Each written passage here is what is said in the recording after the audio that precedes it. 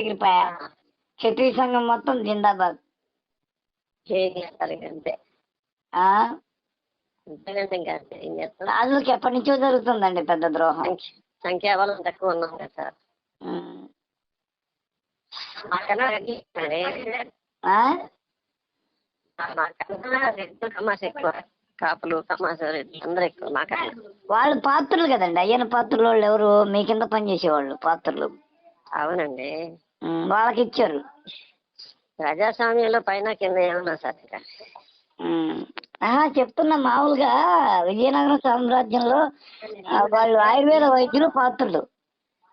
Sir సామ్రాజ్యాలు లేనప్పుడు ఇంకెందుకండి మాట్లాడి నేను ఉన్నప్పుడు మాట్లాడుకోవాలి. ఇప్పుడు అక్కడ ఏమిస్తారు ఆడ వెంకటకృష్ణ వాళ్ళు వీళ్ళు.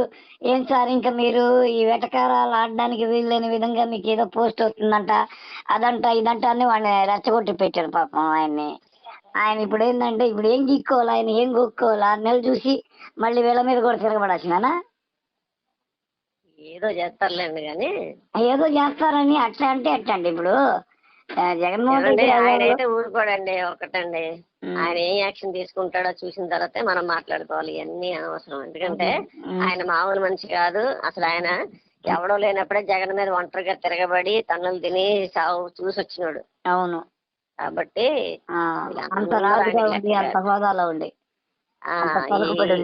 మోదీ డైరెక్ట్ కాడికి వస్తే చంద్రబాబుని పవన్ కళ్యాణ్ కూడా లెక్క చేయడు ఆయన. అర్థమైందండి. దాంట్లో ఇట్లా కాబట్టి అటువంటిదే ఏదో బాంబు వేస్తాడు చూడండి. జరుగుద్ది.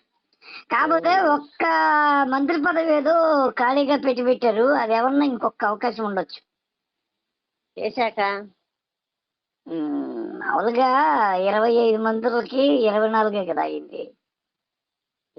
ఆ తర్వాత ప్రభుత్వ విప్ ఒకటి ఉంది, డిప్యూటీ స్పీకర్ ఒకటి ఉంది, అదే ఇంకో మంత్రి శాఖ 3 ఛాన్సులు ఉన్నాయి. ఏమన్నా ఉంటే వాటిలో ఏమన్నా అవకాశం ఉండొచ్చు. ఆ మాటకు వస్తే హెచ్ఆర్డి అని లోకేష్కి ఇచ్చారు. విద్యాశాఖ కూడా ఖాళీగా ఉన్నట్టే. ఆ హెచ్ఆర్డి ఎవరికి అర్థం కావట్లే.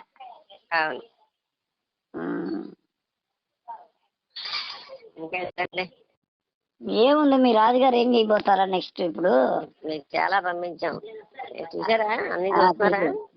చూసా. మీరు ఏదో ద్రోహం జరిగింది రాజులకి అని ఒక్కొక్కరు పేర్లు పెట్టారు.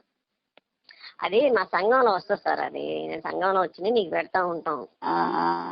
అంటే మీకు కరెక్ట్ ఇన్ఫర్మేషన్ ఎక్కడి నుంచి వస్తుంది? సంఘం నుంచే వస్తుంది. అవునా? ఇప్పుడు నేను చెప్పింది ఇంకోళ్ళు చెప్పింది కరెక్ట్ కాదు. సంఘంలో పెద్ద మనుషులు ఉంటారు, వాళ్ళు డైరెక్ట్ గా రఘురామకృష్ణరాజుతోని ఎవరెవరైతే గెలిచారో వాళ్ళందరితో కూడా మమేకం అయి ఉంటారు వాళ్ళు. సో వాళ్ళకి కరెక్ట్ ఇన్ఫర్మేషన్ వాళ్ళకి తెలుస్తుంది అనమాట. అది గ్రూప్ లో వచ్చినప్పుడు నేను దాన్ని చూసి పెడుతూ ఉంటాను. అదితి గజపతిరాజు ఎక్కడ గెలిచింది? విజయనగరం అండి. అశోక్ గజపతిరాజు మనవరాలు కదా. అవునులే. ఆ తర్వాత రఘురామకృష్ణరాజు ఏమో ఉండి, కేఎస్ఎన్ రాజు గారు ఆయన ఎవరు? ఏమండి కేఎస్ఎన్ రాజు ఆయన అక్కడ వైజాగ్ అనుకుంటా. విష్ణుకుమార్ రాజు అందరికి తెలుసు. నరేంద్ర వర్మ ఈయనెవరు? మీకు మెజారిటీతో సహా నేను లిస్ట్ పంపిస్తా. 175. బుచ్చిబాబు వర్మ అంటే అందరికి తెలుసు, పాపులర్. సార్ ఇప్పుడు 175 గెలిచారు కదా వైఎస్ఆర్సీపీ, మొత్తం అందరు కలిసి గెలిచినాడు 175 కదా. ఈ 175 విత్ మెజారిటీ నీకు లిస్ట్ పంపిస్తా. ఓకేనా? ఓకే.